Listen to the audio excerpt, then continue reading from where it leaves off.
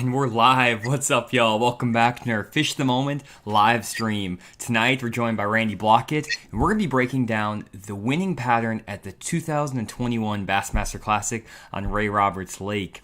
Pretty cool event there, Randy. Summertime Classic, first one in a very long time.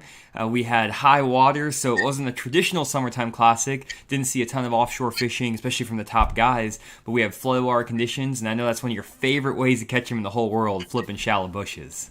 Oh man, I'd love to have been in that classic. They hit it just perfect, just a freak deal. June having water up in the bushes, and I think a lot of guys were probably disappointed because I know there are a lot of anglers in that tournament that were really looking forward to that March event, and when they had to reschedule it to June, that took about half the field out of it. And it was sort of what I expected weight wise and how the fish were caught. But you don't see many classics where you're flipping bushes in the summertime. It's pretty rare.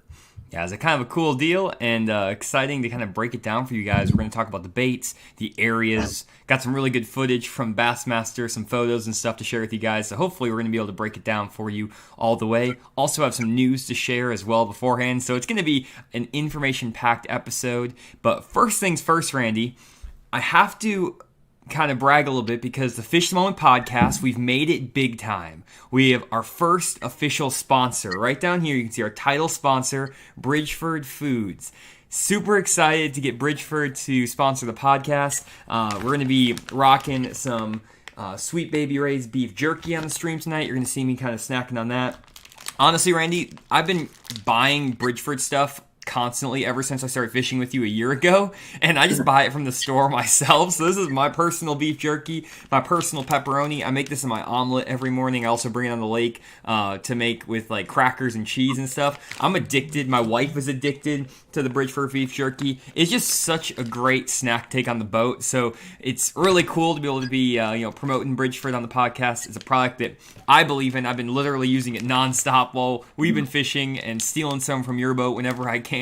And guys, if you want to help support the podcast, definitely go support our first title sponsor, our only sponsor right now, which is Bridgeford Foods. So huge shout out to Bridgeford for supporting the podcast, and thanks you, Randy, for kind of helping get that relationship started for us.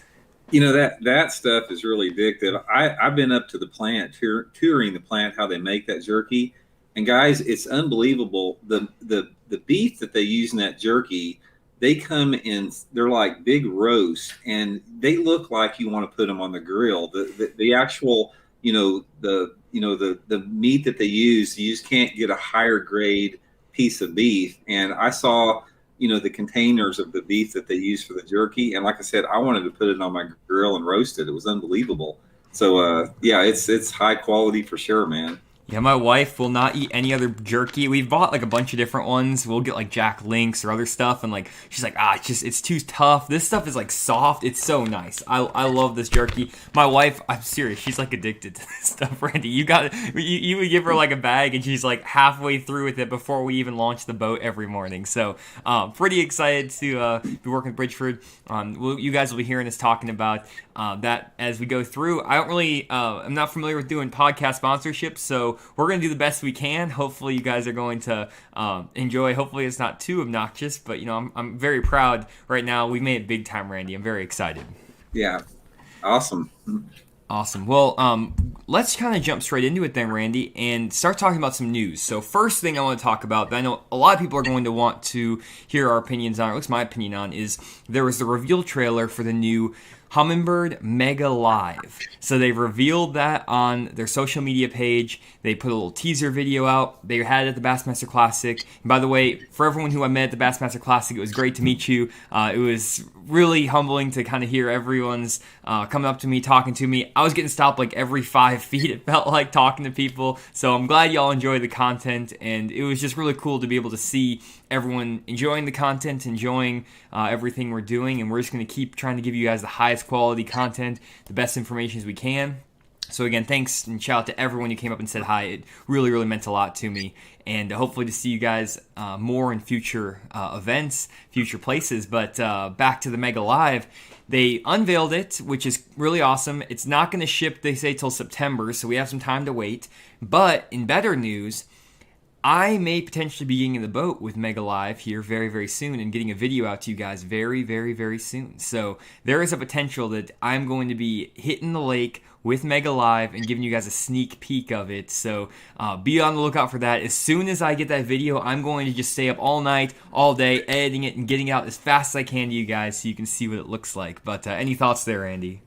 I can't keep up with all, man. There is so much stuff coming out now. It's just overwhelming a lot to stay up with the technology. But I really can't. I can't wait to see how you break this down and really compare it to the live scope because I don't know. And here I'm just talking because, like I said, I don't spend a lot of time researching that type of stuff. But just from what I can see right now, it seems like Garmin has the leg up on the live image technology. So I'm over Lowrance. So I'm really curious to see how that Humminbird holds up against the Garmin and how big of a share that they're going to take away from that market. Because right now, Garmin's sort of dominating it. For sure. I don't know from the video and everything. I think that I don't know if I'm sure it's probably not the final spec. The reason they're not launching it right now, obviously, is because they probably need to do some tuning and tweaking. So I don't know exactly what I'm going to get when I get to the lake, what it's going to look like, but we're going to test it as much as we can. I'm going to try to do some comparison videos where we compare all three side by side. What we have to I might wait till we actually ship the final product and get one that's actually shipped out to customers because I don't want to show you guys something that might not be fully developed. I'm not exactly sure where it's all at, but I want to make sure I at least give you guys a sneak peek first, and then if it improves and stuff, I'm going to keep you guys updated. I'm going to try to get one as soon as I can, get everything going myself, so that way I can test it thoroughly. But for now, I'm just anxious to get my hands on it, see what it looks like, and compare it to Active Target from Lowrance, the live scope from Garmin, and it's going to be really cool. So excited about that. I know a lot of guys were expecting the Mega imaging to be like the live 360 imaging, which is actually what I thought it was going to be too. So that was kind of a little bit of a bummer, but maybe that's coming in the future as well. Who knows? But for now, we're going to hopefully see some really cool stuff with the Mega Live. Have they got a price on that unit yet? Have they came out with what that's going to retail for? I think they said $1,500. So similar to basically the same as the other two. Yeah. That's what I think I've read that somewhere. That could be completely wrong, so don't quote me on that. I have no idea. But that's what I think I read somewhere. But that might not be it. So yeah. Good deal. Well, that is really exciting there, and hopefully we'll be able to kind of get that out to you as fast as we can. So that was first bit of news. Second is to kind of start talking about the classics. So Hank Cherry won back-to-back Bassmaster Classics. That's kind of wild. Crazy because it's different times of the year. Kind of both weird classics in terms of where they were falling and everything. And he just kind of grinded it out. And what I thought was interesting in both this, Randy, we'll get into it, is that Hank was catching fish in very similar areas to everyone else, but he was just out fishing his competitors using different approaches, different baits, things like that. That's at least how it seemed to me. He wasn't doing anything that was necessarily different from a structure or cover perspective, but he was kind of out fishing those around him. Now, I didn't watch all the coverage. I was in the expo the entire weekend, so I did see he was throwing some jerk baits on riprap and doing a little bit of offshore stuff, so I wasn't able to follow it exclusively, but I was able to follow a little bit here and there, so don't quote us on exactly what was going on. Randy wasn't able to check any of the live coverage either, so we're just going off of what Bassmaster is providing, giving our insight. If we're not 100%, we apologize. We were kind of busy this last weekend, too, with other stuff, so let's just jump straight into it here, Randy, and I'm just going to pull up some pictures. One thing that's awesome is I actually have some pictures of all the baits and stuff on Bassmaster.com. If you guys want to go check it out, go to Bassmaster.com and you can just go through all these articles and stuff. But basically, if you take a look, what Hank was saying he was catching them on was a half-ounce flipping jig and a prototype Berkeley Stunna jerkbait. So that's coming out in July. I know he was throwing a Vision 110 last year at the Classic, so this year apparently he's come out with a new jerkbait for Berkeley that's not a Vision 110, so that's interesting. I know he was flipping earlier, or on the final day of the tournament, he actually went from that half-ounce jig, and he dropped back down to a quarter-ounce sinker on the little, it looked like a Z-Craw from Zoom. I don't know exactly what he was fishing, but I think it may have been a Z-Craw, or he was flipping something with like a little quarter-ounce weight, and then I also saw him catch a few fish on a chatterbait. So he wasn't just fishing these 2 baits, he was throwing a variety of things. But the big thing, Randy, if we kind of take a look at the area he was fishing, here's his deal right here. He was fishing basically a peninsula or like a point that stuck out, and the bushes were flooded up. And whenever you have the lake super high, guys, this is a very common sight. You have these points, you have areas where the water sticks out, and then you're going to have water flooding into it. And this is kind of one of the areas I like to key on a lot, especially in the summertime, because what will happen is that if we take a look at this picture, and if I zoom in just a little bit, let's see if I can, maybe I can open this picture here. Here we go. So I'm just going to open up just a picture. If we take a look here, you can kind of see right here what we're looking at. So on the bank right here, you have water flooded very, very far back, way into these backwaters up into the fields. But this peninsula is sticking out. And when you have a peninsula sticking out like this, guys, or a point or whatever it is, water is going to be going all up around this, but the tops of the peninsula is only going to be in 3, 4, 5 foot of water. And here, a lot of shad were moving up to spawn. Because the water was high, the water was kind of fluctuating and stuff, those shad were spawning at different times. So you had a shad spawn going on in the morning, and then those shad would pull out of those bushes or away from those bushes later in the day and then pull up here in the morning to feed. So you kind of had a deal where you had a shad spawn going on, but you also had some bass that were kind of hanging out on this outer peninsula to ambush the shad they were moving in. Now, there were bass that were way back in these flooded trees and bushes and stuff, but it didn't seem like this sort of stuff was as productive, these very, very far back areas, as the areas that were kind of more towards the main lake, sticking out into the middle of the lake. Any thoughts on that, Randy? Yeah, there's a lot of variables that go into this particular tournament, what made areas better than the others, because when you're dealing with, early summer, flooded cover like this, it's really a combination of the water visibility and the water depth and how that cover is set up, because a lot of it is not necessarily how the places are positioned on the lake, but it's the type of bush that was on that particular bank that will hold the fish. There are certain bushes when the lake gets flooded that basically hold better fish than other places. It can be the root structure of the bush. It can be, if it sets out a little bit further than like a regular line of bushes, there's something. Each bush has a different level of complexity. So I'm going to guess that Hank landed on a section over there that had that right bush structure, as much as it did with the relationship to how it was put on the lake and the water visibility in it and the proximity to deeper water. The place right here, you're showing right here, Johnny, it sticks out like a sore thumb. It's like probably one of the most obvious spots on the lake. But that particular area, you can see something like that. It's a good migration area for the bass to move up and down and feed. And like I said, it probably had that right mix of the bush diameter, the leaves as far as they grow, because the leaf structure in correlation with the limb structure has a lot to do with bass using bushes when they're flooded.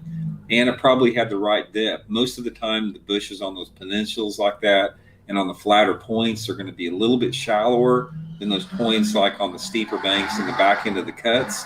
And depending upon the water level and the water clarity, sometimes that makes it a lot better of an area. For sure. And it's really interesting because if you kind of look at the other areas guys were fishing, it was very similar. So this is Hank Sherry's area.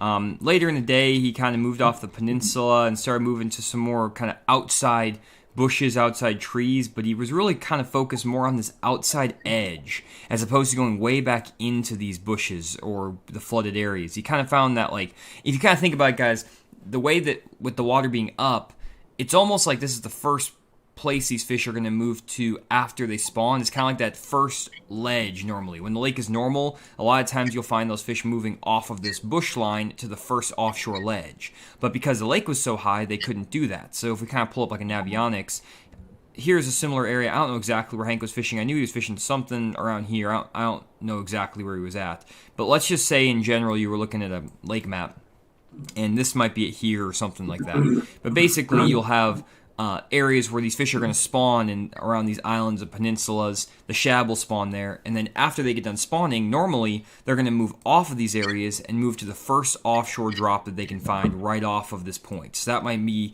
this shallow little point that sticks out here, dropping from 8 to 10 feet, a shallow little hump out here that drops from 5 to 12 feet. These first drop-offs, a lot of times they're not going to get all the way out to these deeper drops that drop from maybe 12 to 20 feet till later in the summer. They're going to stay on that kind of inside edge in that 5 to 10 foot of water offshore.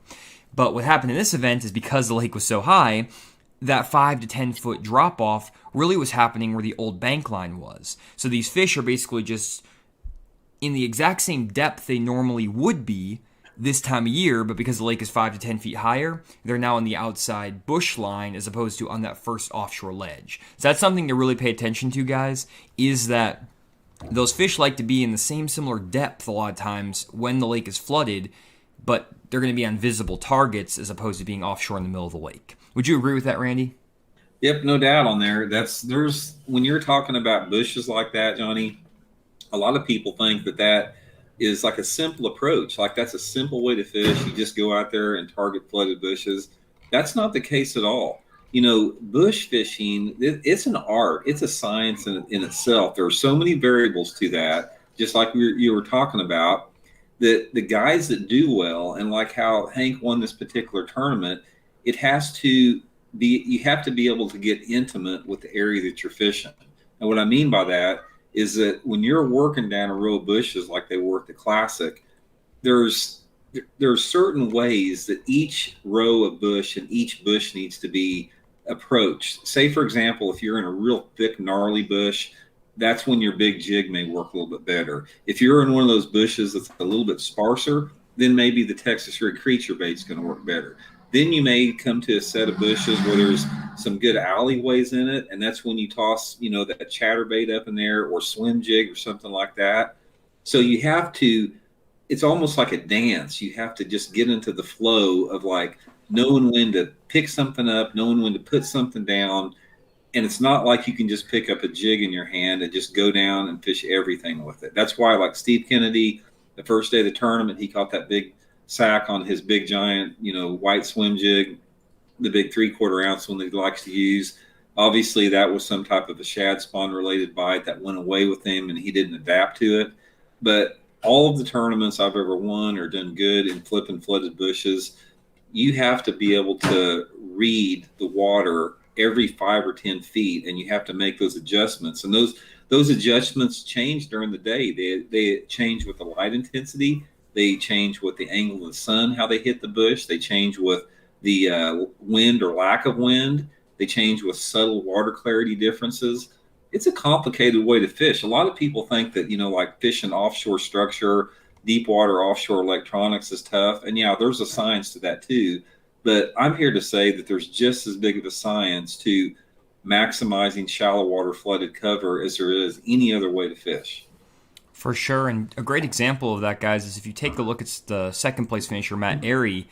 He's basically fishing a very similar area to what Hank Cherry was fishing in the beginning of the morning. It's kind of a peninsula that sticks off the bank here. You can't really quite tell in this picture, but if we scroll down a couple more images, you can see this is what he was fishing. It's basically a peninsula, an island that sticks out here, and there's a little bit of a cut right here.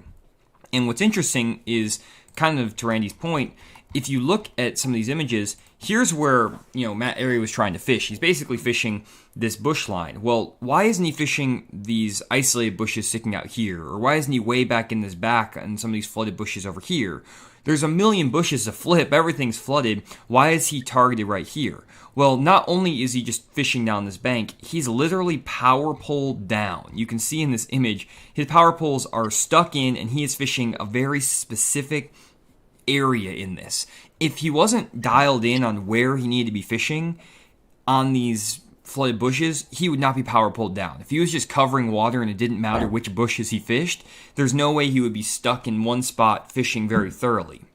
But obviously, he knew exactly which stretch was going to work. And the same thing happened with Hank Cherry. Hank caught them in the morning, the first couple mornings on that stretch we showed earlier, and he came back at the end of the day and made some important calls the next day on this key little stretch right here. He knew that this little stretch, this maybe 50-yard stretch, was the deal. None of the other bushes around there mattered. Part of that was probably due to the amount of shad that might be in those areas. He just found a group of fish. But in addition, he was able to figure out, like even in this area, there's this kind of isolated clump that's sticking out here. This is where he was fishing. He was right here and then right in here. This is that little zone where those fish were in. And yeah, part of that was they found it in practice. That probably helps to an extent, but also just understanding that you have to be dialed in on a one little area. One thing I did see that a lot of guys are commenting is that Matt Airy did lose some fish flipping bushes the last day, and the cost him the Classic, and that is very typical, Randy. We actually saw that in our challenge. We were doing our flipping challenge. You lost some fish flipping bushes, and I mean, that is just the nature of the beast. If you're gonna flip bushes, you're gonna lose big fish, and you just have to accept that as fact.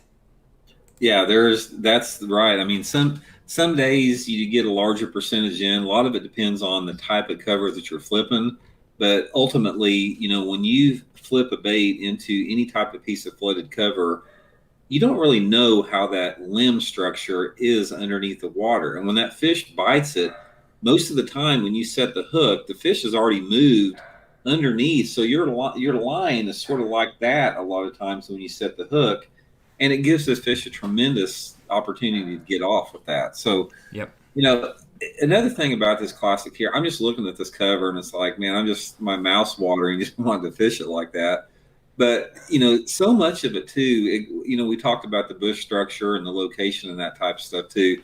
But in order to do good when in this type of a Classic, not only you have to figure out the type of cover the fish are using and how they're relating to that cover and how they're positioning in that cover, you have to determine the personality of that bass in that shallow water as far as how much of a mood they are to chase or not to chase. And that has a lot to do with the sinker size you use or the way to jig or how long you leave that bait in there, how quick you work it. There's a lot of variables that you have to hit on. And that's really what separates the guys like Hank Cherry and Airy that did good. They hit upon the maximum amount of those controlled variables possible. And all these other guys that didn't do well, that just didn't come together for them. And there are some unbelievable flippers in that tournament. Matt Heron is, world-class flipper. Of course, you got Cox. You've got a lot of these guys on there that you don't even know that they can flip as good as anybody in the planet. But that's the difference that's the small separation that makes you do good or not do good in a tournament, is like that combination of color, weight, line size, casting angle, different retrieves and presentations. There's a lot to it, man. And ultimately it just comes down to who gets the quality bites. And, and then you get into this another philosophical conversation about what makes that happen or doesn't. So it's fascinating to me, man. It really is. I'm glad to see the Classic, in this condition here. For sure. And just kind of to drive this point home one more time, guys, here's the third place finisher, Scott Canterbury. And one question was over here. Let me find that question. From Sandy says, he was anchored down in the larger shadowed area. Could it be that simple? And now he was kind of mentioning that, Matt Airy was power pulled down fishing in the shade. And the shade could definitely be a factor in him power pulled down this area, just for the fact that there was a shad spawn going on.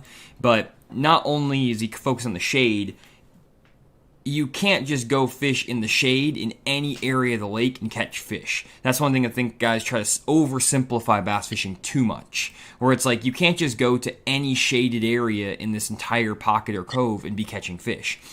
If you kind of take a look at this, if you think about, a lot of guys are focused on the micro aspect of this, but if you look at the macro aspect, just to give you a pattern here, a perspective, Hank Cherry winning area one of his main areas was a peninsula sticking off the bank here, sticking out more towards the main lake.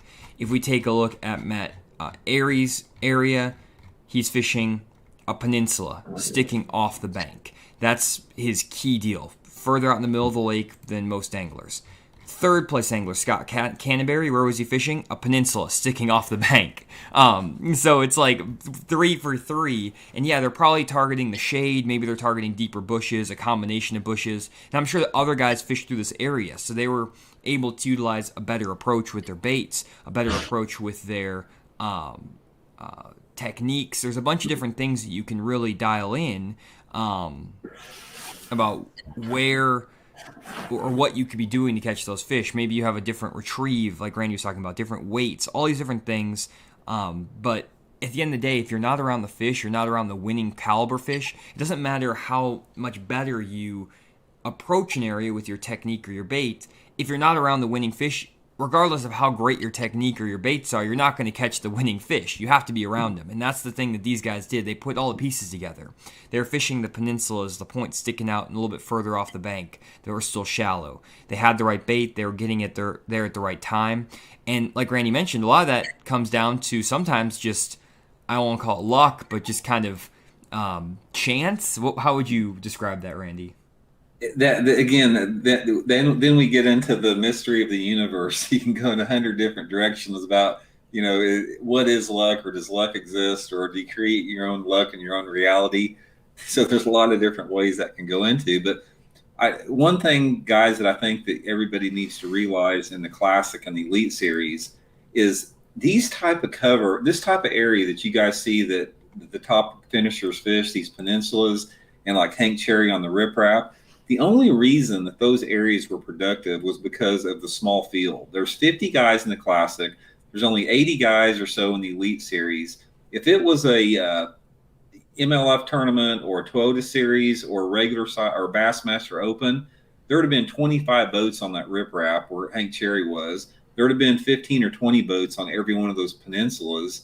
So the guys on the Bassmaster Elite Series, since they fish such a small field, they can fish this obvious stuff. This same type of water that you guys see these tournaments getting won on, like the Bassmasters Classic, I can promise you, if it would have been a Bassmaster Open or a big tournament, these type of areas would not have held up. They only held up because of the small field. In a regular tournament, you would have to capitalize, and you would have to look for the much more inobvious cover. You'd have to look for, the subtleties within these flooded bushes. These peninsulas right there, they stick out like a sore thumb, and it'd be a boat show on every single one of them. So that's really what saved Hank Cherry and Airy and all those guys, is the small field on there, because these areas just would not have produced like that in a big tournament.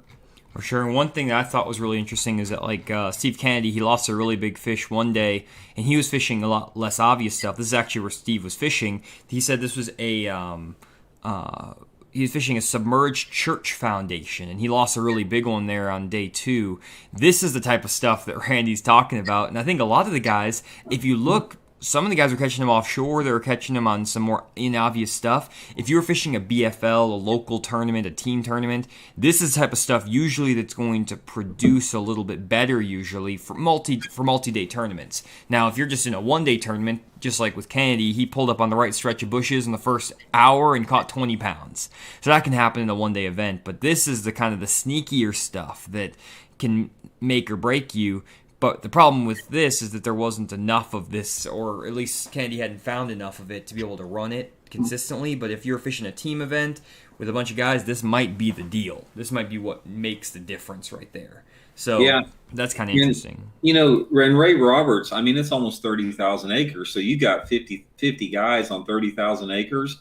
They had the whole lake to themselves. That is a giant amount of water for 50 guys. So it all goes into strategy with that. I mean, the way that you have to approach a normal tournament that's a non-elite series or non-classic is you have to approach it, and you have to develop your game plan as fishing pressure is a big part of that, which you don't have to do in a tournament like the Bassmasters Classic.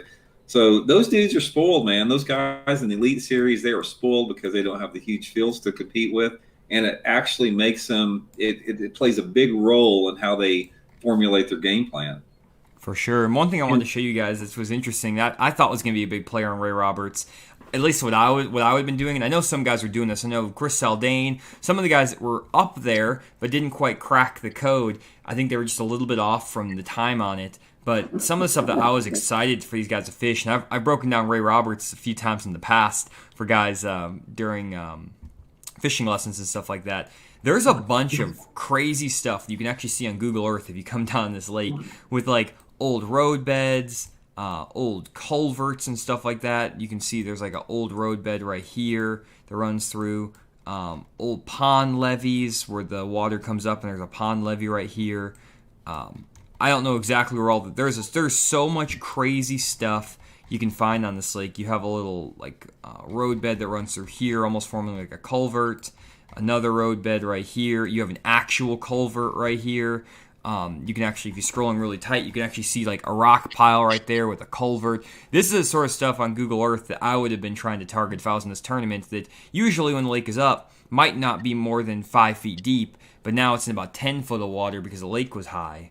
And that's what I would have been trying to target. And I'm sure there were guys in the field who were doing that for sure. And I think the guys probably had some success doing it, old pond levees, things like that, but the fish just weren't quite there yet. So it'd be at least what I would have been trying to do. And it's just kind of fascinating how it all plays out with the the way the fish are caught. Because honestly, if you came back a couple days later, maybe these old roadbed, like here's an old house foundation right here. This is kind of what Kennedy was talking about fishing. Maybe this old house foundation, if we came a week later after that heat had been out there for a week, this could have been the killer spots in the Classic. 1 week can make a massive difference week to week. So a lot of times it's also just a deal of getting there at the exact right time. So and if you guys are interested in how to actually look at your lake when the lake is drawn down, I have a YouTube video on the main Fish the Moment channel. Just type in Fish the Moment Google Earth. It has like 400,000 views. So just check out that video. I'll show you exactly how to do this step by step. You can even go in here, and if you wanted to like drop a waypoint right here, boom, you can drop a waypoint like this. 1 second, you can drop a waypoint and you can put like culvert. You can save that. You can transfer this waypoint straight to your fish finder. So that is definitely something that you can do. So definitely check out my video. Go again, just type in Fish the Moment, Google Earth on YouTube. You'll be able to find it on the main Fish the Moment channel.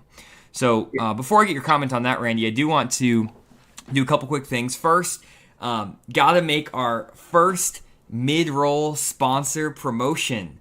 Again, guys, we just got our first title sponsor down here below, Bridgeford Foods. Super excited to have our first sponsor for the podcast. We've been doing this. This is episode 93. We've done 93 episodes. That's probably like 120 plus hours of live streaming with no sponsorship. So appreciate Bridgeford stepping up and sponsoring the podcast. Definitely check out their Sweet Baby Ray's beef jerky. I love their pepperoni. I've been buying all Bridgeford stuff like the past year after Randy's been giving some to me like every once in a while, and I'm like addicted to it. My wife is addicted to it, so this is my personal stash. Like this is my stuff I bought at Walmart. But like I order the pepperoni and use it for crackers and stuff in the boat. I put it in my omelet every other morning, basically. Spinach, egg, and some pepperoni. It's a great breakfast omelet. And then my wife is addicted to the Sweet Baby Ray's beef jerky. We put this in the boat. She literally eats this within the first 2 hours. She's actually my cameraman too, so she films, and like within 2 hours, all the beef jerky's gone. I'm like, hey, can I have some beef jerky? And she's like, oh, sorry, it's gone. So definitely check out some Bridgeford beef jerky. Very, very good stuff, premium stuff. So appreciate them stepping up to sponsor the podcast. Any comments there, Randy? Yeah, they got a lot of great stuff. Besides that, they got the Italian salami, which is great. They got different type of meat snack products. They got a thing called monkey bread that's available at Walmart in the frozen food section. It's like a big cinnamon roll. So not only they have great stuff, but they support the sport, man. They sponsor a lot of different tournament circuits. Their whole marketing is based upon bass fishing. So they give a lot back to the sport. They're involved in a lot of high school and college giveaways, fundraisers. So it's a great company that has really stepped up and helped support the sport everybody loves. Yeah, for sure. And guys, if you guys want actually a free case of beef jerky shipped straight to your house, what you need to do is if you go down below and you leave a comment on this live stream, you can do this afterwards or during this stream, no worries. Just leave a comment down below in the actual comment section and just let us know what your favorite what was your favorite moment from the Bassmaster Classic this last weekend? If you didn't watch the Bassmaster Classic, then let us know what your favorite moment of Fish the Moment has been this year. Let's do that. Favorite Fish the moment or favorite moment from the Bassmaster Classic? Put that in the comments down below, and we'll pick one winner to get a free case of Bridgeford beef jerky. We're doing giveaways every single week. I'll come up with better criteria for how to get the giveaway. I'm doing this. I forgot that I need to do this, so this is my first sponsored thing, so give me a break, guys. I'm trying my best here. I'm messing up the first one. But anyways, we're going to get a case of beef jerky to somebody. Even if only there's one comment, you're getting it. And then, again, thanks, shout out to Bridgeford. So really appreciate all the support there and sponsoring the podcast. One more really quick thing. I just want to still do a couple quick things on fishthemoment.com just so you guys know what's going on. If you head over to the website, fishthemoment.com, one thing I wanted to let you guys know about, a couple things really quick, is I do have that upcoming suspended bass offshore seminar that I'm going to be doing. If you guys are struggling on your lakes, especially with a lot of boat pressure recently, guys all over the offshore fish, and you can't find a place to fish, sign up for the seminar. I'm going to be giving you 10 years of absolute juice that I just do not share with anyone. Randy's seen me do it on the water with these suspended bass. I can get you on fish that no one else is fishing because they're not sitting on a certain ledge or point or whatever. They're suspended. I'll show you how to target them, how to catch them. We're talking about how to use regular 2D sonar and down imaging, side imaging to find these fish, and also a little bit on live scope for those who have it, but it won't be focused on live scope. And if you do have any questions about where to go find some offshore fish, in the meantime, you can also check out some of our new offshore lake breakdowns. We have Randy's breakdowns that have been on the website for a while, and I've just recently started doing some offshore lake breakdowns on several lakes across the country. I'm going to keep adding them as I have time. It's going to be a slow trickle of breakdowns out, but definitely check those out. And you get 30 offshore waypoints you can transfer straight to your fish finder. Detailed area descriptions. You guys know the drill. But definitely check out the seminar. Randy, I know you've seen me firsthand catching these suspended bass. It's definitely tricky for sure. But I think that seminar will definitely help a lot of guys.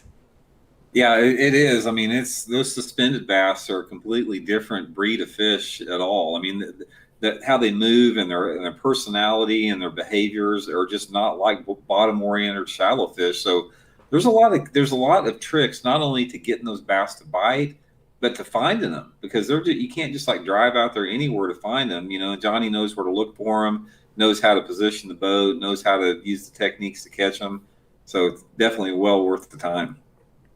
Awesome. Good deal. Man, a bunch of guys are saying favorite moment from the Classic was meeting me, Fish the Moment. So I really appreciate that, guys. Someone when we announced the Fish the Moment offshore jig, one of them was when you caught all those fish in that recent video, Randy, on the big swim bait and our swim bait challenge. That was a good video. You kicked my butt there. That was crazy. We need to talk about that for just a second here, Randy. Hey, that was three crazy. in a row, and like I said, we're getting into summer, so I'm not getting cocky or anything, but I'm pretty proud of 3 in a row, because after losing like 7 in a row last summer, you know, it's good to get 3 in a row on the young master there. You are on it. Like I feel like I need to start going back to the drawing board, but I think the tides are turning. The fish are going back offshore. I haven't had the ability to fish offshore. I almost got you at Stockton, and then you just destroyed me on the swim bait challenge. But I'm gonna flip the tables here when those fish get back offshore a little bit. I think we're gonna get a little bit of the tables turned. But that was crazy. You probably saw the videos, guys. Where if you haven't, go to the main Fish the Moment channel and watch our recent upload where we did a 6-inch plus, like a 6-inch or bigger swim bait challenge on Table Rock Lake, and we were out here and we fished for like 5 hours, guys. Randy ran like 40 miles. You ran all over the place going to try to find fish way up the river arms. I was running all in the back of the creeks. We could not buy a bite for 5 hours, and it's crazy because you might be on the lake and you might think you're struggling. Well, it's really cool to see two guys who we feel like we know what we're doing a little bit, and neither of us could even buy a single fish for 5 hours. And then the conditions changed. We got some cloud cover rolled through the area. I had a little bit of boat wake action on the main lake, but really it was just a cloud cover in the front rolled through. And Randy just started pulling in the back of some pockets and just loading the boat. He was hammering them. And you were actually catching smallmouth in the backs of these pockets, Randy, which was really, really crazy. Yeah, I can't believe it. I caught 2 or 3 3.5 pound smallmouth in like 3 foot of gin clear water next to flooded bushes. You can see the bottom, and I think those fish were just up there, you know, feeding on perch or whatever. I didn't see any shad, but water temperature was a little bit cool for that time of year. It was only in the low 70s, so yeah, that really surprised me to catch big smallmouth in 3 foot of water on that thing. Yeah, one thing I talked about in the video that I wanted to reiterate on the stream here because I think it's important for guys to know. Randy basically was catching his fish in the very, very backs of these pockets, like in the dead backs of these pockets.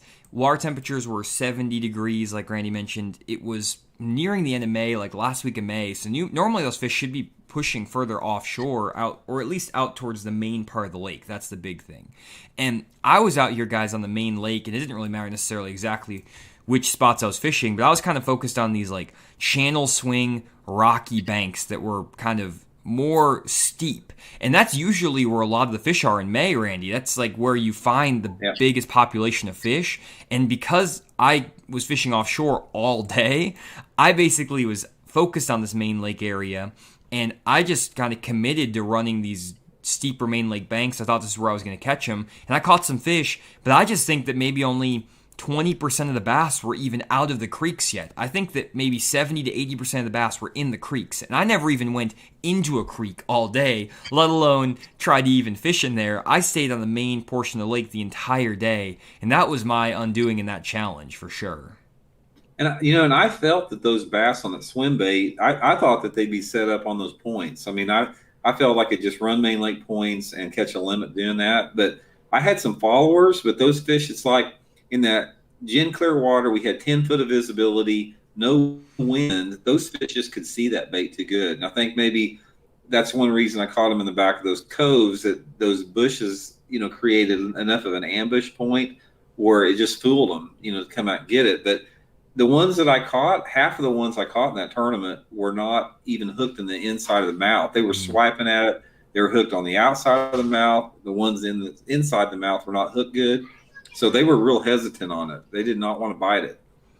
Yeah, it was wild. Because that's what happened with me offshore too, Randy. You would have been in so much trouble if I could have thrown like a 3-inch swim bait. Oh man, I had a point out here, Randy, where there were like 300 smallmouth and spotted bass out there, and I probably had, in the first 3 hours of the morning, I probably had 20 to 25 fish hit my swim bait and not get hooked, or they would get hooked up for like 5-6 seconds, and I was throwing like a big 1 ounce swim bait head because I had to keep that bait down deep. They were in like 20-30 feet of water.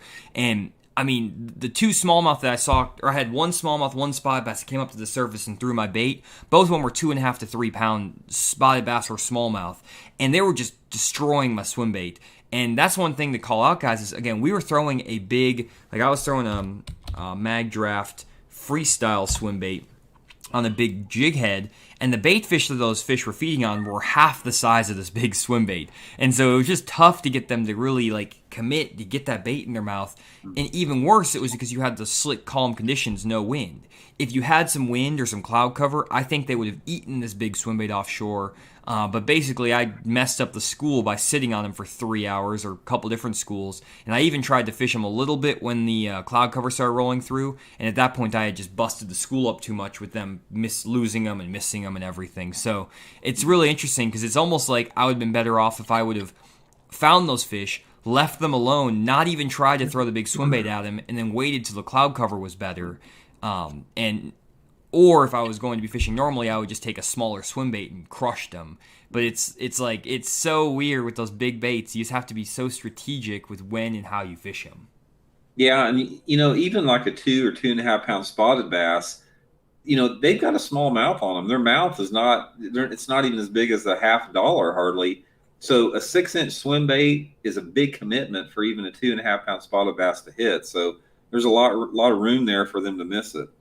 Yeah, and the big thing that I was struggling with, and a lot of you guys were asking what this jig head I was throwing, and I'll show you guys real quick. Because one thing that a lot of guys don't understand about swim bait fishing, and I think this is something that I want to address really quick, is that, let me find these swim bait jig heads. If you're throwing a swim bait, a lot of those fish, guys think that they bite that bait from the tail and then like basically bite it tail first. And honestly, I feel like the majority of the fish that I catch actually bite that bait head first. And this is the swim bait head I was throwing. It's this Picasso Smartmouth. It has a big hook in it. I mean, it has a 7/0 hook. It's a big hook. And I mean, even just the gap on that hook, that is sometimes hard for those smallmouth to get in their mouth initially. But also the head on that thing is really big, especially when you're throwing a 1 ounce size. And I was throwing the 1 ounce with the 7/0 hook. And that's the size you needed with that big 6-inch Mag Draft. It just is a big, meaty bait. So a lot of times those fish would eat that bait head first. And when they eat that bait head first, it's just basically all they can do to get the head of the swim bait in their mouth. Well, then when you set the hook isn't in their mouth. The hook is actually outside their nose, and you set the hook, and you just pull that head right out of their mouth. So most of those fish were eating it head first. That's why I was missing so many of them. The only time that those fish will eat it better is if they're more aggressive and you burn that swim bait super fast and then kill it. But those fish won't always eat it the right way when you do that. So that's why a lot of those fish were missing it. And the reason that I like throwing a smaller swim bait as opposed to a bigger one is if we go to like this little 3-inch megabass spark shad. That's a tiny head with a tiny hook. Any fish can inhale that entire thing in their mouth in one gulp. It's not like they need to eat half of it. They can take the whole thing in their mouth, and that's so much easier for them to bite. But a lot of times that little swim bait, if the fish are feeding on bigger bait fish, won't trigger the bite. So usually if you're dealing with 6 or 7-inch big gizzard shad, a big swim bait is better. You're dealing usually with bigger fish too. But when you're dealing with those smaller fish or like spy bass smallmouth with the smaller mouths, go to a little bit smaller swim bait. You're just going to increase your landing ratio by so much, probably 80 or 90%. At least that's what I found on that one fishing day. Yeah, I think that's especially important on a lake like Table Rock that has a mixed species. If you're dealing with a lake that has smallmouth, spotted bass, and largemouth, which is a pretty equal distribution on Table Rock, it's like they're very equally distributed.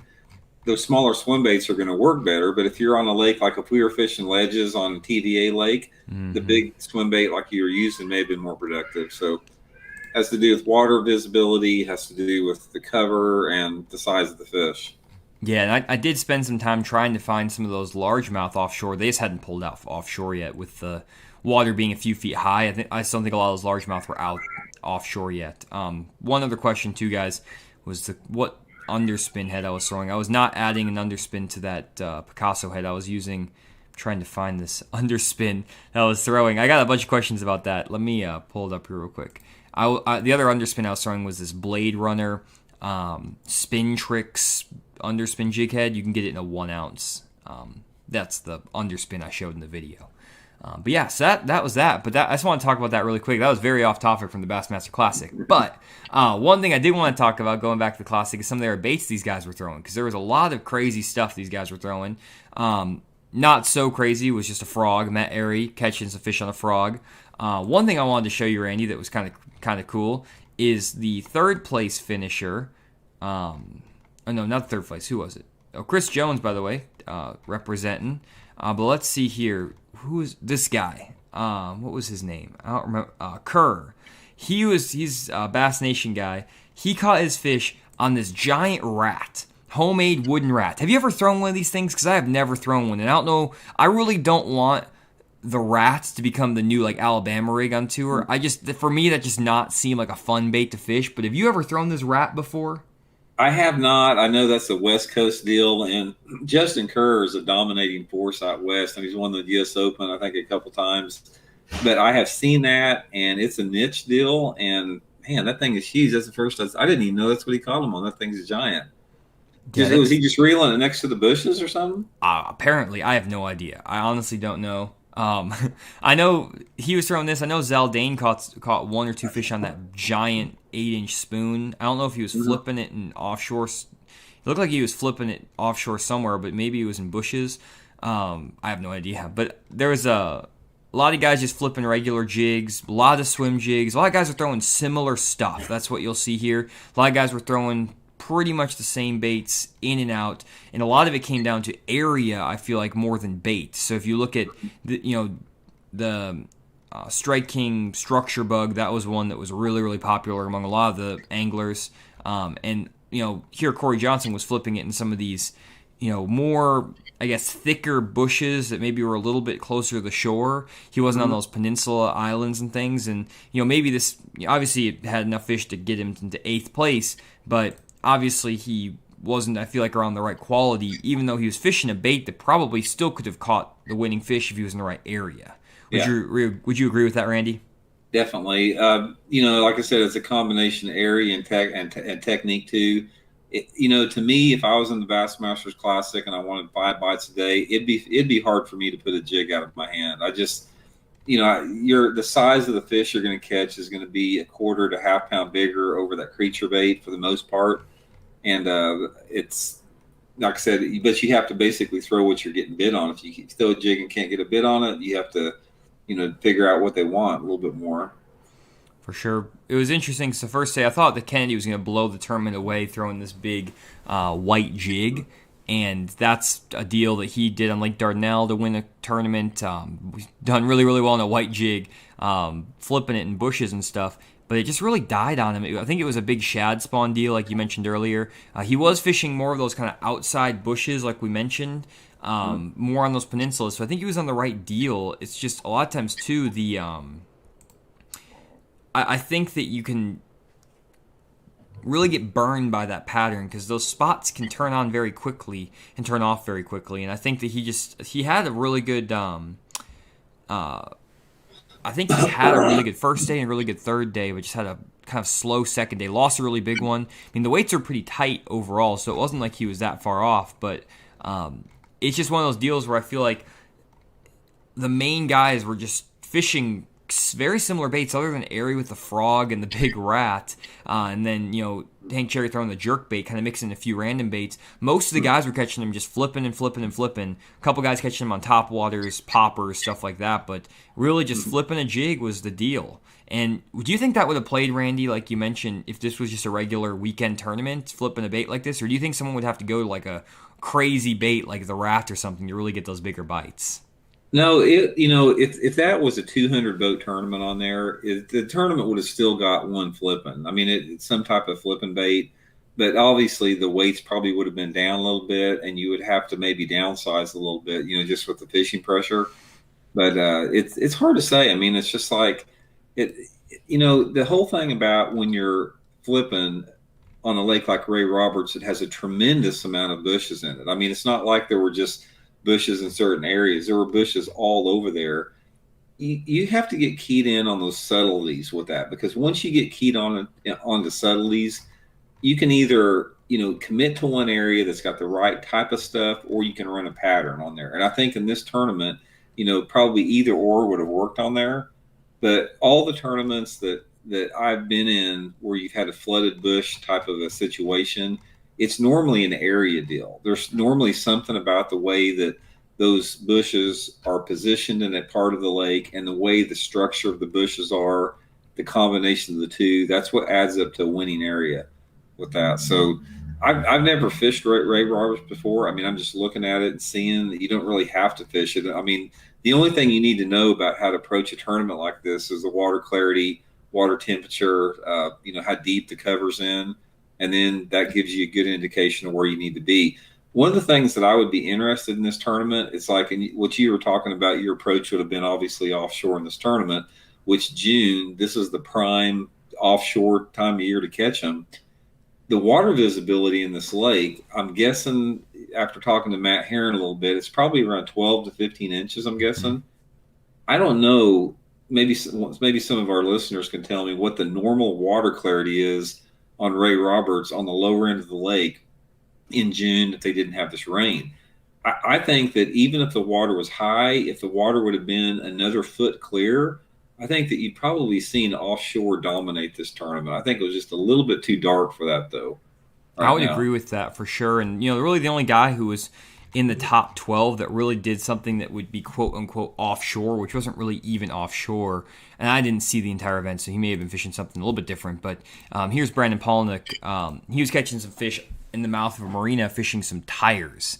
And this little tire break wall thing, I have seen this done on these flooded lakes a lot. And what happens is these fish will suspend underneath these tires, but they'll also, usually on these tires, a lot of times there'll be some sort of rock or something underneath them. And not only can you catch them flipping the tires, but you can also catch them throwing a crankbait down the sides of the tires, and swim bait, stuff like that. Obviously, with the water clarity, a swim bait would not probably be the best option, but you can throw a medium diving crankbait down these tires and catch those fish that are suspended up underneath the tires that are floating. And also, if you were going to try to fish offshore, which I know Brandon, if you kind of go to his top baits, he was catching them on a DT10, caught some fish on a drop shot. So he had a few different baits going on, but he was kind of doing more of the offshore deal than a lot of the guys. And if you're going to try to fish offshore in this event, you really needed to find something that was going to be shallow and not have a bunch of bushes all around it, which is kind of a difficult task. So I was going to pull up Google Earth just to show you what I would have thought about doing if I was trying to fish offshore in this event. What I would try to do is find an area where you have water that is pretty shallow normally, and maybe let me pull up a contour map. That might actually be the better approach to do this. You need to find an area that is usually shallow, but it's out in the middle of the lake without bushes or something obvious setting up all around it. Because, like Randy mentioned, you have water visibilities that are very, very dirty. You have maybe a foot of visibility at the best. So I'm going to go onto a map, and I need to find the areas where you basically have like a foot of visibility or a foot of water out here in the very middle of the lake, which is not going to leave you that many areas to actually check out. So I'm going to go around here and maybe, find some areas that are more towards the mouth of a creek or a pocket. I'm doing this 100% on the fly, guys, so give me a little bit of a break here. You probably have to. It's tough because, as you can see, I'm not finding these spots super easily even right now. But there's going to be some areas, I'm sure, out here where you have really, really shallow water. So here's an example. You have very shallow water that's sticking out in the middle of this big bay here, where you have, like, right here, maybe 2 foot of water, 3 foot of water.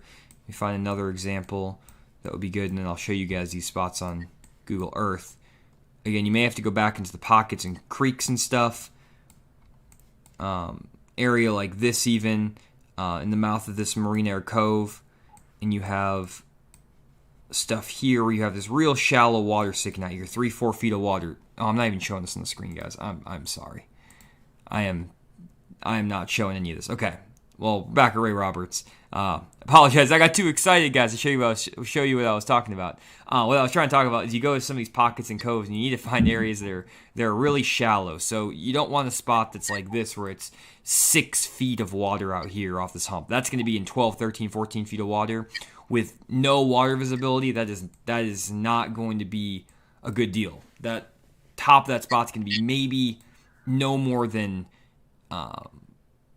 at the most it might be, or the water visibility might be 12 inches, and those fish might be in 6 to 8 foot of water at the most. So you need a spot offshore that's in 6 to 8 feet of water.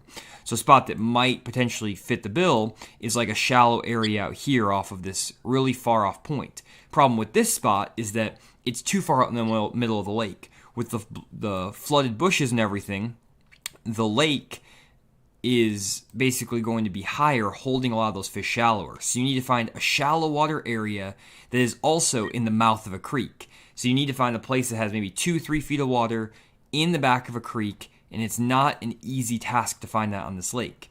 The only places I can really find that are very, very, very quickly going through this map that might fit the bill is a place, for example, like up here off a point that's kind of halfway back in the middle of this creek, and you can see right here there's an old road bed, and you have 4 foot of water, 3-4 foot of water right here and right here off these points. They're in kind of the mouth of this pocket, and when the lake is 5 feet high, they're going to be in 8 feet of water, which is like the maximum depth you could potentially fish. So if we go back over here, and I'll actually make sure I'm sharing my screen to Google Earth. If we come back over here to show you what this looks like, if we come back into this pocket, you can see when the lake is up, a lot of water and stuff like that. When the lake is down, here's your shallow points and stuff like that. They're sticking out. And what you would have to find are areas where when the water is up like this is now 4 or 5 feet of water. You have to find a spot where those fish are maybe setting up like in 2-3 feet of water way out here in the middle of the lake, out here or out here. The problem that a lot of guys were having in this tournament is that there aren't very many spots like that. Just scanning the lake, there might be a couple. And really what these fish were doing is instead of setting up on those points, they were setting up on these outside edges. So right, that did not do what I was wanting it to do. Let me try that again. They're setting up on these outside edges of these bushes like this, because when you take that lake down, here is where you have, let's say, 5 to 7 feet of water when the lake is high, even though you're on a long, flat point. So this is where the fish were setting up. But in this situation, the fish weren't actually here because there's not a steep enough drop-off. So it's kind of like a tricky deal where the fish were probably not here in this event because the water didn't have a steep enough drop-off. But if the water was at normal pool, this is kind of where the fish should be setting up. Or even if it was only a couple feet high, this is where the fish should be, but instead they're up in these bushes. Hopefully that makes sense. I feel like I butchered that whole analysis there, but hopefully that made sense to somebody. So, good deal. I've been talking for 45 minutes. I'm trying to do this on the fly. That was always never a good call. But anyways, big thing, guys, to remember about this tournament is that it was kind of an outlier classic in the sense that it was in the middle of the summer, high water. I don't think we've probably ever seen classic that's set up like this, Randy. Have you? I'm trying to think back the closest one we've ever had to that if I can remember. I don't think that we've had anything like that. I think that a couple of those. No, that was the Grand Lake. Those were pre-spawn tournaments. I don't think that I can't remember any classic where there's been flooded bushes before that came into play like this. I think it's the first. I mean, we've had some tournaments, some classics, like where there was, a lot of flipping flooded water willows and, the bank grass like that, overhanging willows, but not like this. This has been a first for sure. Sure. And it really surprised me. I really thought in this tournament, I felt that there would be a couple guys that make the top 10 fishing out off the bank, and that there would be a good chance the tournament could possibly get one. But it just played zero factor in this. And I think a lot of it is a combination of, just the cover and the water clarity. I think that was the only thing about it. But see, that also, that can be misleading a little bit because I've been on a lot of lakes, Grand Lake in Oklahoma is a prime example, that I don't care if the water's 10 feet high in June and you've got perfect flipping cover and visibility. You can't compete unless you're fishing offshore, when the fish are set up like that, even if the water's high. So it was a definitely unique situation. But every tournament is. I mean, every tournament, there's not one single tournament that you can relate to a past tournament because conditions are always different every single tournament. For sure. And I think the reason what I was trying to explain earlier that I was butchering, and I'll just say it in a more succinct way, the reason I feel like the offshore play pattern didn't work, as Randy stated, the water was a little bit too high, a little bit too muddy. The flat areas here, the shallow flat areas that are offshore, a lot of them, the places where you have shallow enough water for it to play, like let's say 1 to 2 foot of water at normal pool, all those areas already had flooded cover on them. What you needed to get these fish to be offshore in this tournament, given the water clarity, less than a foot, given the water level 5 or 6 feet high, is you needed some areas that were out in the middle of the lake with no bushes or no cover on them that were in like a foot of water. And just scanning this map, I just don't find any. There's like hardly any at all. If the lake was, again, a foot clear or maybe 2 feet lower, it would have definitely been the deal. So that's kind of how I think about that. That was a lot better summary. I got my words together here. I've been talking for nonstop at the Classic, Randy, so I am a little bit on Classic hangover. Have you ever felt that before when you work the Classic show? It's just like nonstop faces and talking. Yeah, it is. The iCast or the Classic sort of like that. And it, if you guys have never spent an entire day like at a sports show where you're just talking all day long and you're talking and you're listening, you're giving energy, and you have to focus. It's exhausting, man. It is. It's absolutely exhausting to be on and to be completely focused for 8 hours. And it'll wear you out like nothing else will. Yeah, and then you always never know if someone's gonna tap you on the shoulder, and you gotta spin around. It's like you're on the move. You gotta sneak over. I was trying to the Classic, and I love when people come to talk to me. I'm not complaining by any means, but it's funny because I'm over here trying to eat a granola bar, and I'm just stepping aside for a minute, and I get one bite into my granola bar, and there's more people coming, so you can't even eat hardly at all. So you have to go hide in the corner. You'll see me back behind a tree somewhere. It's all good though. I love it, but 3 days in a row you get very tired, and it's a blessing, but super, super fun. Now, you have something, Randy, that you want to discuss.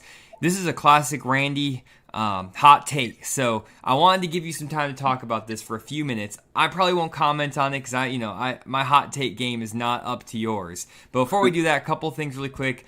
Again, want to give a huge shout out to our new title sponsor, Bridgeford Foods. If you guys want to get a chance to win a case of Bridgeford beef jerky, definitely leave a comment down below in this video, after the video, or in the comments now of your favorite Bassmaster Classic moment for this weekend. Or if you didn't watch the Classic or didn't attend, what's your favorite Fish the Moment of 2021? Put that in the comment down below, and we're going to pick one winner to send you a case of Bridgeford beef jerky. So huge shout out to them for sponsoring, being our first sponsor. And then the other thing really quick is definitely check out our offshore lake breakdowns over on fishthemoment.com, brand new to the website, and also sign up for that suspended bass fishing seminar offshore. If you're struggling to catch fish this summer and you have a bunch of boats on your lake or the fishing is just tough, this suspended bass seminar will help you overcome those tough fishing days and put fish in the boat on those days when you just cannot buy a bite. This is going to be the most helpful offshore fishing seminar that we've given on fishthemoment.com to really round out your offshore fishing skills and make sure that you never have a slow day offshore. So that is the deal. So this is the seminar right here. I keep not shifting it, so check out the seminar over here, guys. Suspended offshore bass.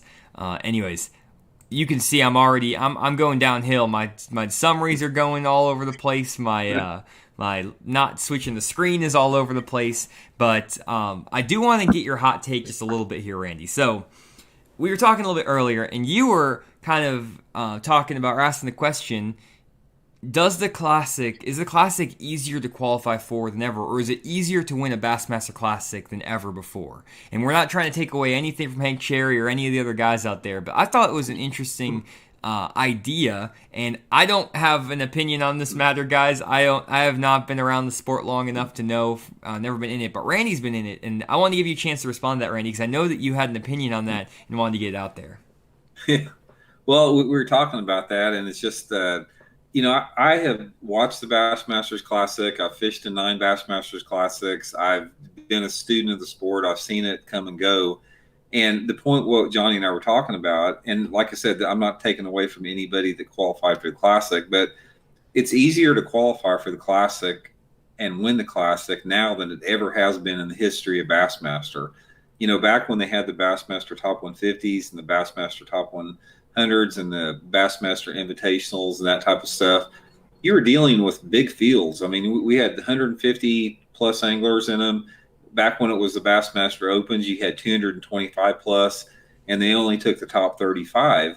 And now with the Elite Series, there's 80 some guys in the tournament, and they take the top 33 or something like that, or 35 out of the class, and then everything else is filled with other ones. So, and back in the 70s, they only took the top 24 to the Classic. So mathematically, it's easier to make the Classic than it has ever been. And on top of that, the talent level is dispersed so thick across the different circuits. You've got guns fishing MLF, you got guns fishing Bassmaster Opens, you got guns fishing the Toyota Series, the Big Five or whatever it is. So, and again, I'm not trying to diminish making the Classic, but you simply don't have the concentration of the top, who are truly the top anglers in one circuit like you used to. Years ago, everybody was just fishing bass. That's all there was. More people, less spots, so it was mathematically more difficult to qualify. And on top of that, the Bassmaster Classic, it's the easiest tournament to win of the year. I mean, you got 50 guys, the same 50 guys you fished against all year long that were there when the tournaments were bigger. So mathematically, it's easier to make it. It's easier to qualify. So I thought that was an interesting study as far as the history of over 50 years of Bassmaster Classics, that we've come to the point where I feel it's easier to make it and win it than it ever has been. That being said, it's also more difficult to get into position to qualify for it, because you've got to qualify for the Elite Series, which is very difficult to qualify for. It's almost like winning the lottery. And once you get in there, it's very difficult to get out, because, there are exemptions and there's protections for the anglers that are in there. So it's not really a judgment on it. It's just sort of an analyzation of the reality behind it. I think it's interesting. I don't know about the qualification. I know it's so hard to qualify through the Opens to get into the Elite Series in the first place and all that stuff. So I know that's challenging. So the barrier to entry to even get a chance to qualify consistently is very, very tough, I feel like. To your point, there's a smaller field with just as many entries, so I can see that. The one thing I really would always be interested to see, and I know this is probably never going to happen, but personally, I would just love to see all of the best anglers, kind of like they did with the Toyota Texas Bass back in the day when it was like the real deal, where they bring all the best anglers from all the different circuits and have them fish together. I think that would be awesome, and they do it in a way that it's like an 80 or 90 boat field. They bring the top 30 from each tour or whatever tours. I don't know how they would qualify. I'm not going to try to decide how this works, but I think it'd be cool to see all the best guys. Like take John Sukup from the NPFL, won 2 tournaments already this year, and take the top 5 from the National Professional Fishing League, take the guys from the Tackle Warehouse Pro Circuit, take Spencer Sheffield over there, get these guys in here from all these different tours and let them go at it. And I think they'd be really cool to kind of see that. And even like if you could do a seeding thing where you fish for a couple days and then do kind of like a mega buck style where you fish one guy versus another on the same lake, same day, stuff like that. You can kind of like do a who can adapt better to conditions. I think you could make it really, really intriguing from a personality perspective, like getting guys competing 1 versus 1 like you and I do in our videos. Because like if you're on the same day on the same body of water and it's a restricted area, there is a guy who's going to make better decisions on that day and who's going to win. And I think that could be a really cool competitive way to do it. And I just think that there's some cool stuff that could be done. And I think that at some point that might happen with the future of fishing. But I think that at some point someone's going to put together like a mega tournament, do like a Sweet 16 bracket or something. I don't know. I could just see something being a lot more interesting than just kind of having it be like any other tournament just with a smaller field. Yeah. That's my opinion, though. But one of the things that I've always felt the last couple of years is we will never know who the best bass anglers are in this country because everybody is so good now that there's simply no way to determine who's the best angler or who's the strongest circuit. Because let's look at the Bassmaster Classic right here. I don't care if you took 50 guys out of the Bassmaster Opens, the top 50 guys out of the Toyota Series, top 50 guys out of the Ozark Division BFL circuit, and you put them on Ray Roberts Lake, those 50 guys, the weights would still be similar. It's not like these guys in the Bassmasters Classic caught a bunch more fish than anybody else was. Everybody knows how to catch them, and the separation between what it takes to do well in a tournament, you can't even measure it. It's so tight. So, like I said, if there was a BFL tournament on Ray Roberts Lake that had 50 guys in it, I can promise you the weights would be almost identical to what the Bassmaster Classic were.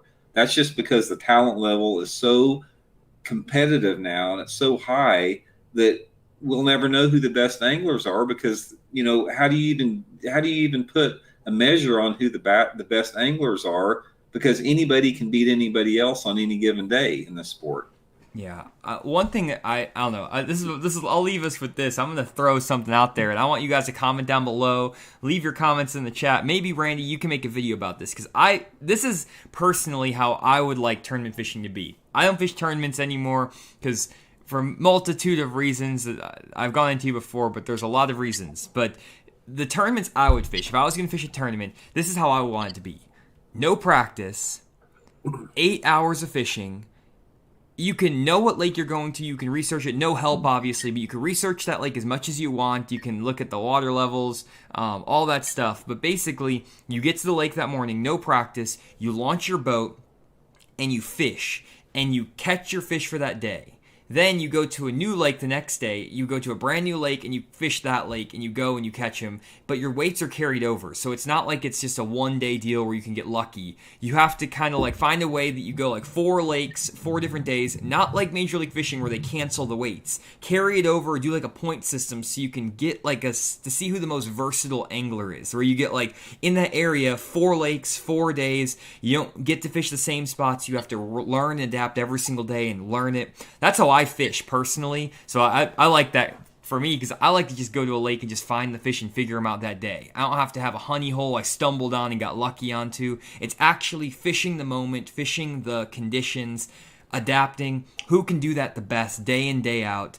if you could find like a small area where you get 4 lakes close by, run all those lakes. I think that would be like the ultimate deal, and everyone could stay in the same area. Like, let's say, for example, you're staying in Arkansas where I am. You could go Table Rock Lake one day, Beaver Lake another day, Grand Lake the next day. 3-day tournament, 3 different lakes, 3 tournament lakes. Boom, boom, boom, boom. Go fish them. That would be how I would want to tournament fish. I think that would be really, really cool. That would definitely be that would definitely determine who the best anglers were. There's no doubt, especially if you could have some type of a level field on equipment. But there's no way that I think you could argue with that. If you had like a 6 or 8 tournament series, just like what you talked about, no practice, the only rules that were is what the state laws were.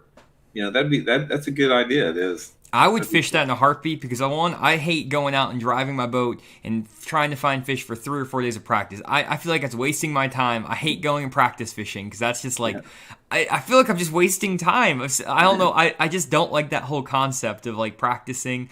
If I was going to fish tournaments now, I'd have to waste a whole day of my business just driving the boat around and like graphing and looking and like, I mean, yeah, it helps me catch more fish. You have to do it, or you have to go plant brush piles ahead of time, or do all this crazy stuff to win local tournaments.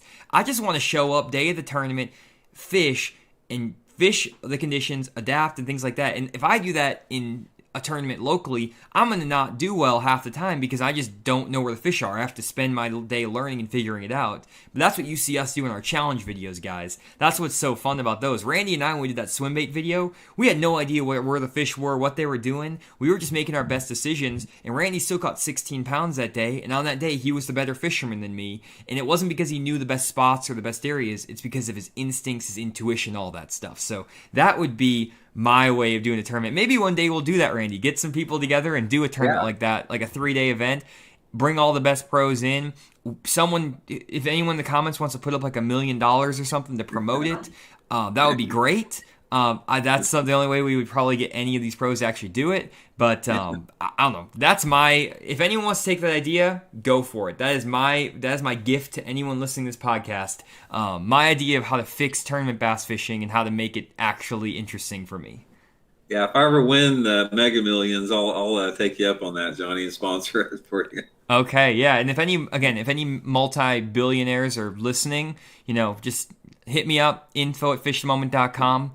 I'll give you all the deets on how they can make that tournament. I'll give you all the info on how to make that tournament awesome. I can tell you the format, all that stuff. That's what I want from a tournament. Anyways, maybe Johnny Morris is listening right now. That'd be cool. Sure, for sure. Well, and it says one question is then whoever's the best technique on that lake will win that lake. That's perfect. But if you fish 4 lakes, like for example, you fish Grand Lake and it's shallow and muddy, then you go to Table Rock Lake and it's deep or clear. Then you go to Beaver Lake. All those lakes are very different, so one guy's not going to dominate on every single lake. There might be a high in the bushes one tournament, offshore another tournament, and then you have to catch them on a topwater or in between another tournament. You got to, adapt and shift and change. There's ways to do it. We could pick some lakes that make it a deal. Or like if you're up north, go to a smallmouth lake with rock piles and stuff the first day. Next day, go to a grassy hydrilla lake where you have to go flip deep grass and then have a lake in between. It could happen. It could really happen. But anyways, that is it. John says only $1 million, say no more. Okay, John, I'm waiting for that $1 million. We got this. Good deal. Well, anyways, guys, that is it for this live stream. I was a little bit of a mess today. I apologize for my rants. It only went downhill after the first 45 minutes. Again, huge shout out to our first official sponsor of the podcast, Bridgeford Foods. Thank you so much for the support. We're able to actually monetize the podcast after 93 episodes. It only took 120 hours of podcasting and live streaming to get a sponsor. So there we go. We got it.